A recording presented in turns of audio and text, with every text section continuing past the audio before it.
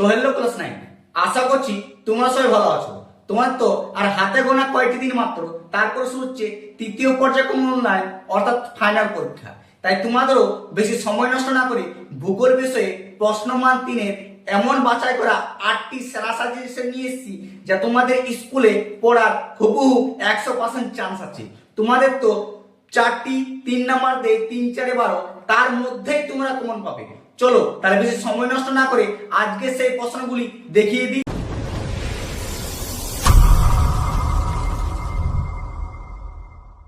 সাজেশনগুলি দেখার আগে তোমাদের কাছে ছোট্ট একটি অনুরোধ, তুমি যদি আমার চ্যানেলে নতুন হয়ে থাকো তাহলে সাবস্ক্রাইব করে দিও, আর সাজেশনগুলি ভালো লাগলে বন্ধুদেরকে শেয়ার করে জানিয়ে দাও।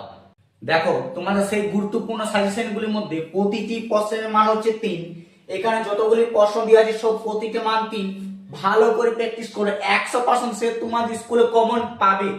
দেখো প্রথম প্রশ্নটা হচ্ছে কি, সুন্দরবন অঞ্চলে নদীগুলি 3টি বৈশিষ্ট্য লেখো। মোস্ট এবং গুরুত্বপূর্ণ প্রশ্ন।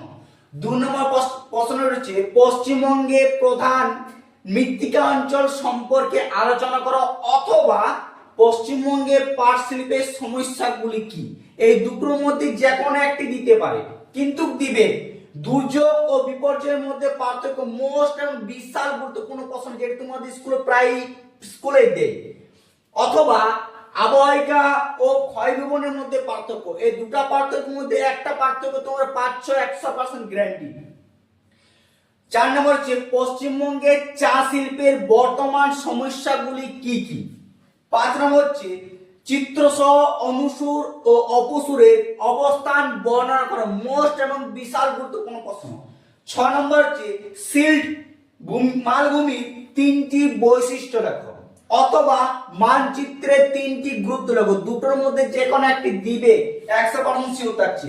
7 নম্বর হচ্ছে দুর্গাপুর লৌহ ইস্পাত শিল্প গড়ে ওঠার কারণগুলি আলোচনা করো।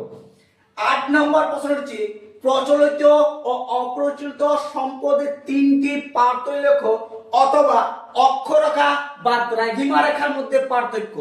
এই 8টা প্রশ্নে ভালো করে দেখো।